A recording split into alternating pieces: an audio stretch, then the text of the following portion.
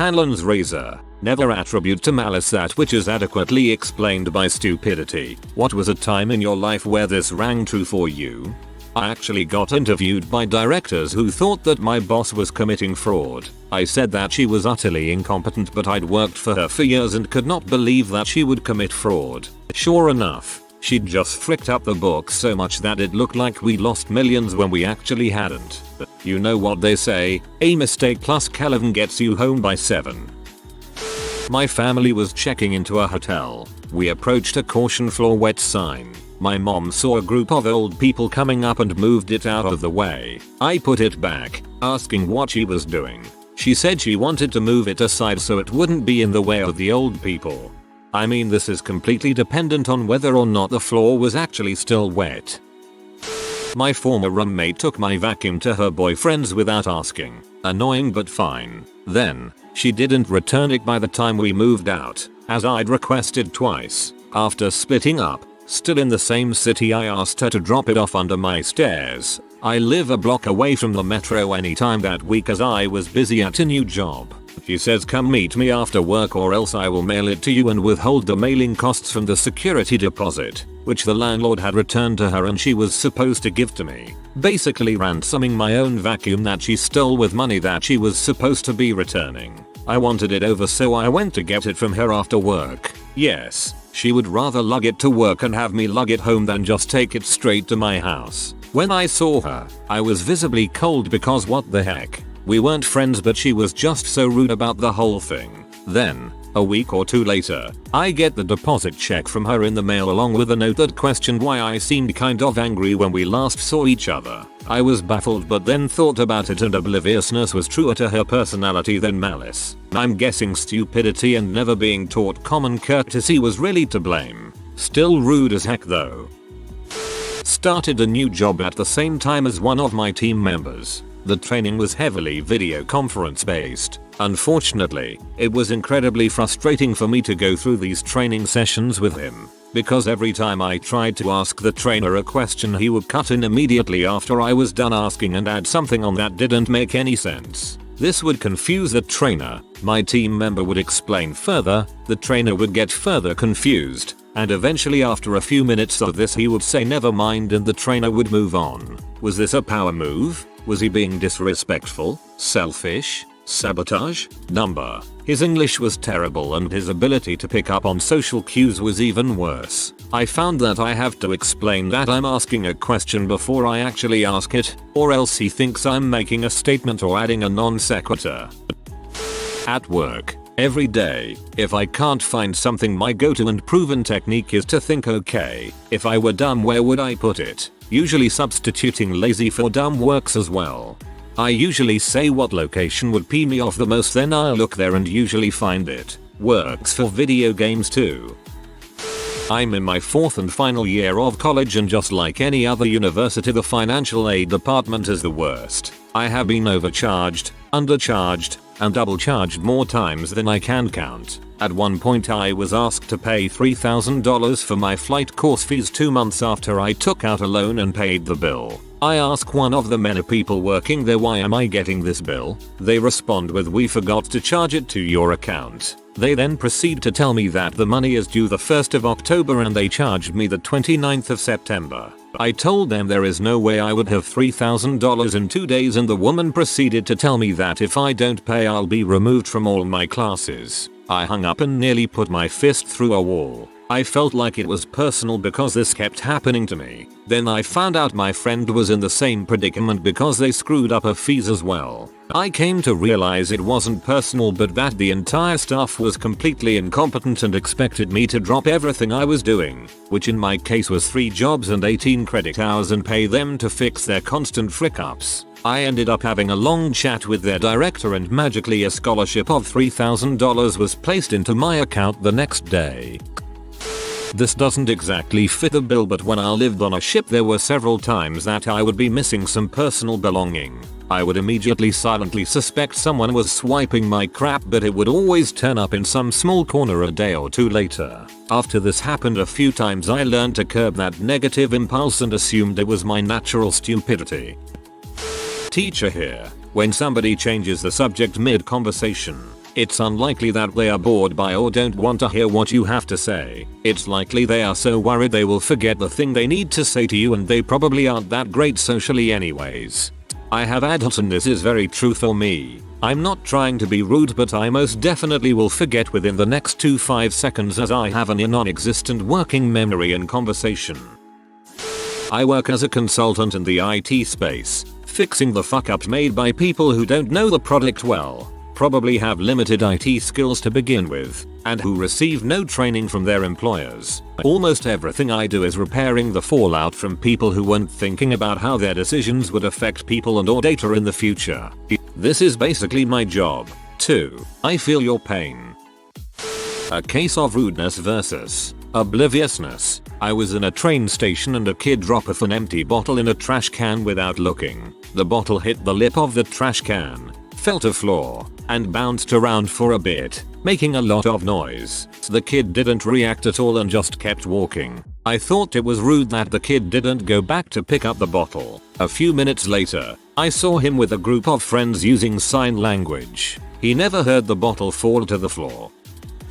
One of our co-workers was tasked with creating a new corporate identity. Among others, he wanted to use a special font for all written documents, letters, invoices, offers, advertising material. One that would have cost tens of thousands of euro to license, would be impossible to implement with the enterprise software we were using back then, and was basically indistinguishable from one of the standard Windows fonts.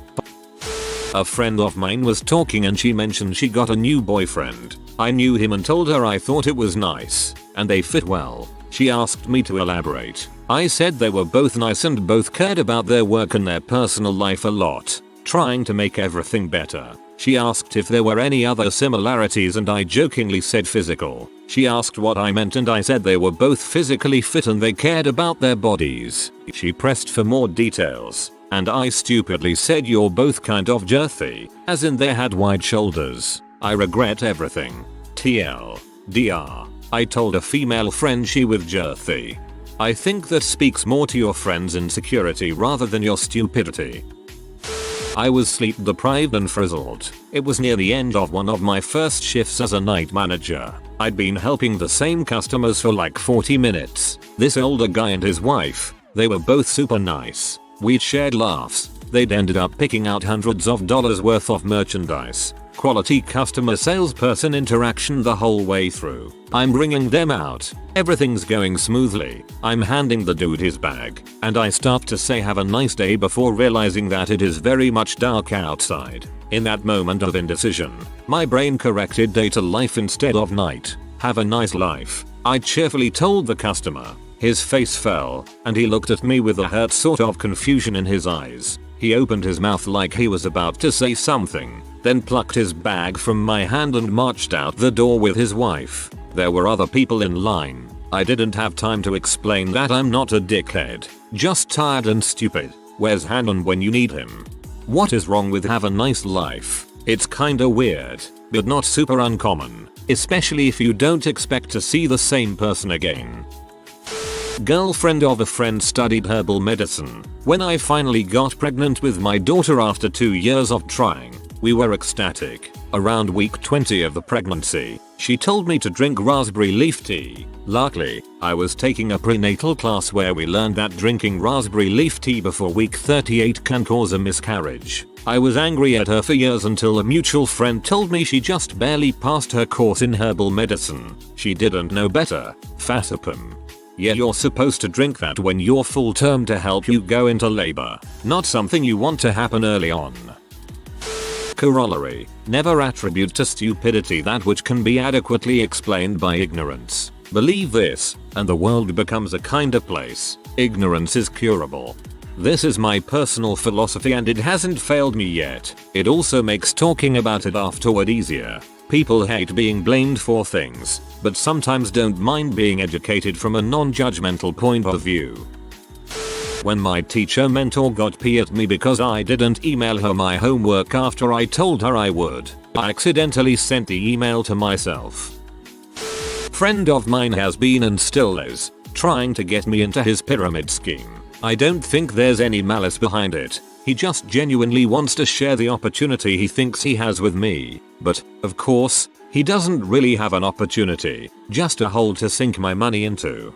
If the joke about buying a boat is that it's a hole in the water you throw money into, the joke about buying into an MLM should be that it's a hole in your life you throw money into. A supervisor of mine reports stats to my team at work. Without getting into what I do, our team is one of 4 in the department. Our stats one month were up to 48% of something the 4 teams share. Different shifts mean different demands for different times of day, so they'll never be equally 25% for that particular stat, but we should be getting like 30% of the load for our shift. Still, we got a pat on the back and a let's make the numbers even higher next month. I don't think she understands basic data stats, regression to the mean in this case. Most people don't seem to understand regression to the mean, unfortunately.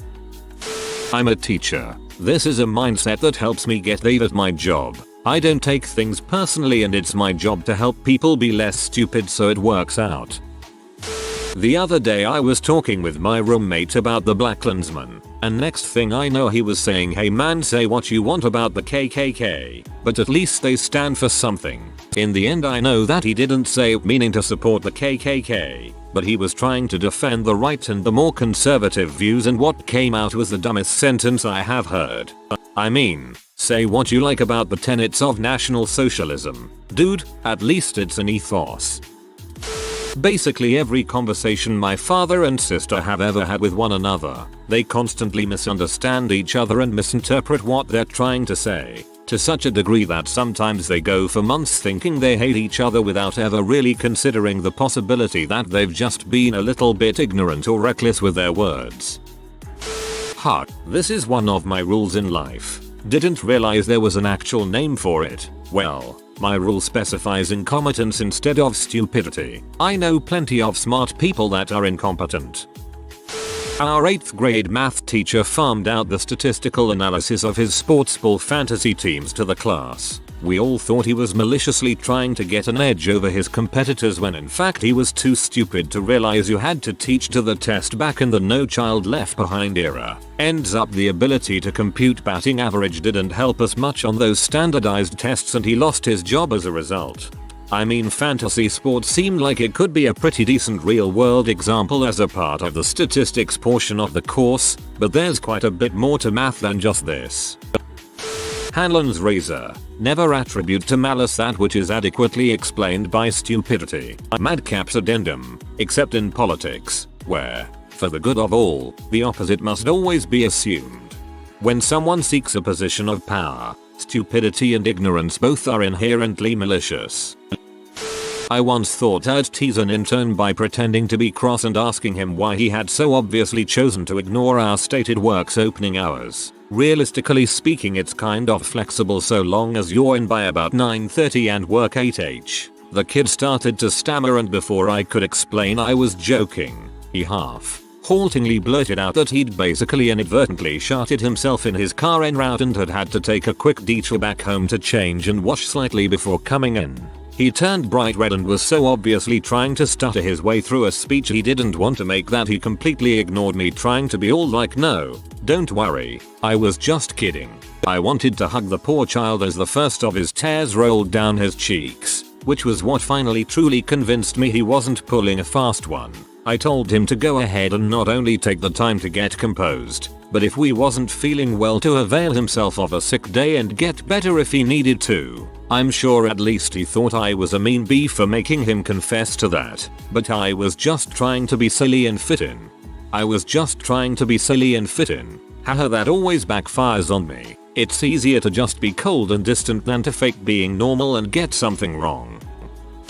Every single day when I really want to be petty or immature, I always have to remind myself this because all it will lead to is unneeded and preventable strife. That one time a guest checking in was upset because I had an accent, so for them I didn't speak American. Racism is usually the result of deep ignorance.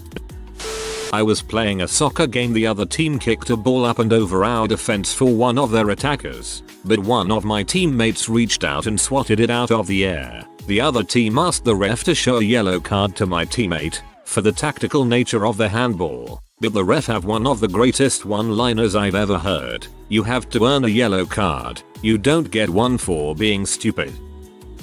My ex calmly asked me if I watch P, then flipped out, tried to interrogate me about it, and demanded I give it up when I told her I watched. In the course of the conversation, I asked some questions and found out that she had encountered P in a relationship before and that she had no issue with our sex life. She just didn't like me watching P. She had already exhibited some issues with being controlling, and she admitted that she overreacts. This 29-year-old woman who has had multiple LTRs, has been engaged, has been polyamorous, and has encountered P before basically throws a tantrum and demands input in how I masturbate after very calmly asking about my habits. 7 months in, this was literally the first time P had been discussed. It just felt really contrived, like she orchestrated it to force a compliant reaction on my end. I partly got that read because of how she seemed to deflate when I didn't have any reaction at all. She was screaming and crying, and I'm discussing P like I'm talking about the weather,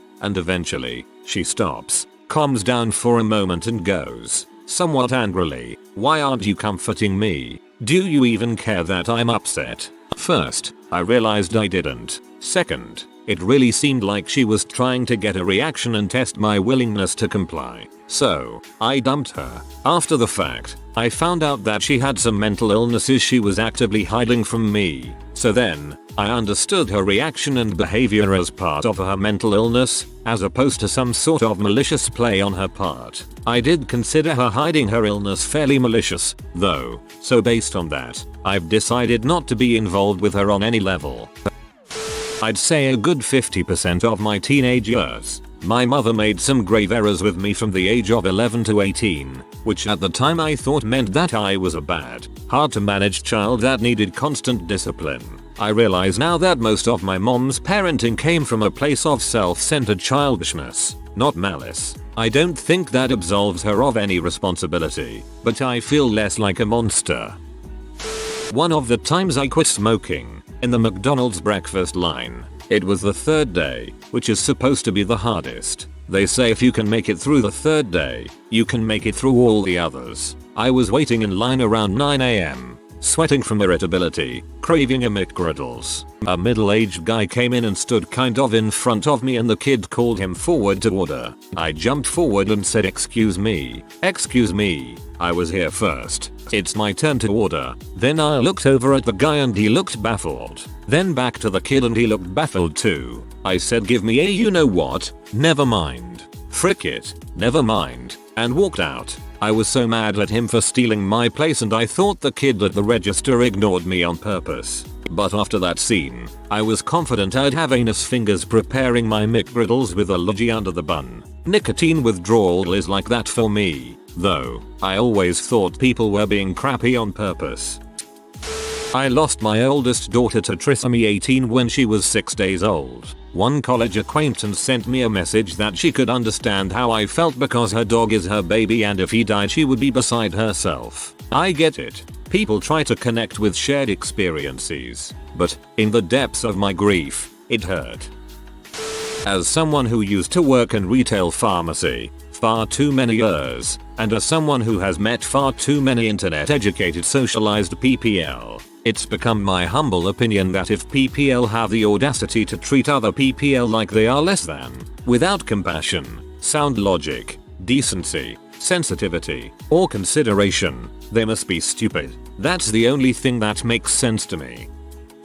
My first big breakup as a teen.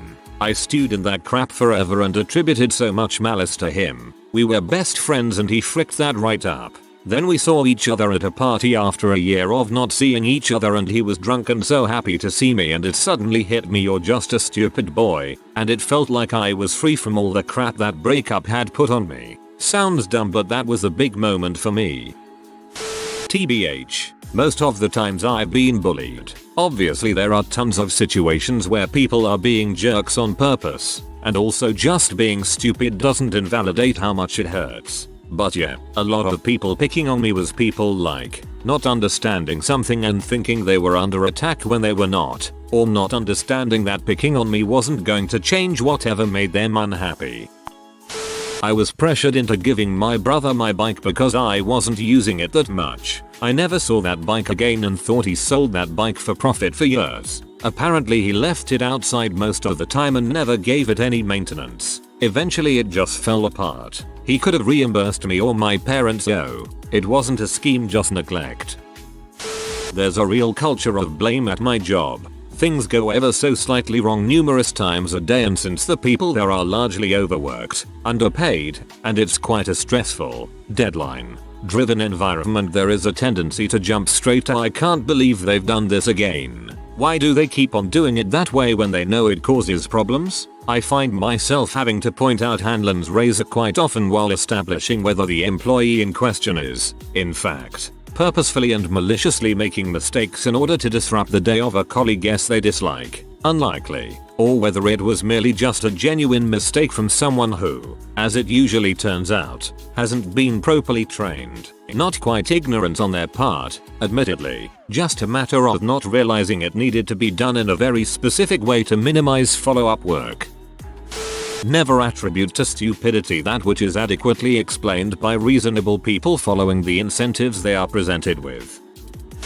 Time where it didn't ring true. I kept assuming that my ex was just stupid and didn't understand how mean he was. Turned out he was actually freaking with my head and constantly lying to me, and he ended up admitting that he would actively blame me for things even though he knew it wasn't my fault. It's okay to give someone the benefit of the doubt at first, but once something becomes a pattern, and it's affecting your mental and then physical health, it's okay to admit they're doing it on purpose and are just an butthole. I'm just saying it because you see it a lot, especially in dating. One partner pleads ignorance, but never changes their harmful behavior after being talked to. You think they just don't understand you when the truth is really, they do understand you. They just like the way things are, being able to be buttholes and never facing repercussions. So this is just a shout out to all the people trying to brush truly harmful and even abusive behavior under the rug, because the other person acts like they don't know better. Sort of counter to the purpose of the thread, but it's good to have. There are always people out there pretending to be innocent when really they actually are purposefully malicious. A girl told me I would be really pretty if I cut my hair, wore makeup, and bought new clothes. She legit thought she was being helpful. It comes up a lot when I'm talking politics with some right-voting friends and family. These are generally good people who have never fundamentally acted in a homophobic way towards me, yet they support politicians who either fight against LGBT equality, fund groups that do so, or support candidates who promise to do so. So when it's my tendency to call what they are doing homophobic, which it really is, it needs to have more nuance than that. These people, in my life, have never been a part of a politically marginalized group and do not understand the far-reaching ramifications of their votes. So my conversations with them take patience and understanding on my part of why GOP messaging has led them to feel marginalized and why they feel that way after years of Obama working with minorities. When a stupid hick pulled into our driveway the other day to congratulate my husband on how well he has me trained because I was out doing yard work. WTFOO. Somewhere I used to work, however I changed the quote to end with, comma except at place of work, in which case it will be both.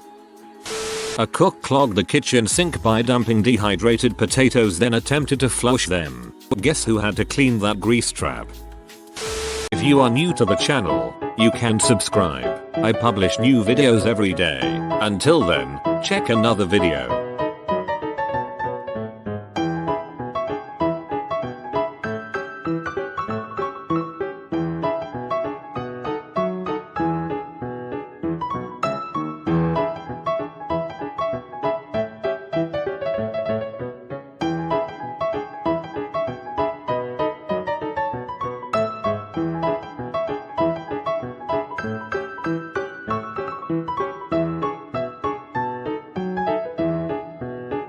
Bye for now.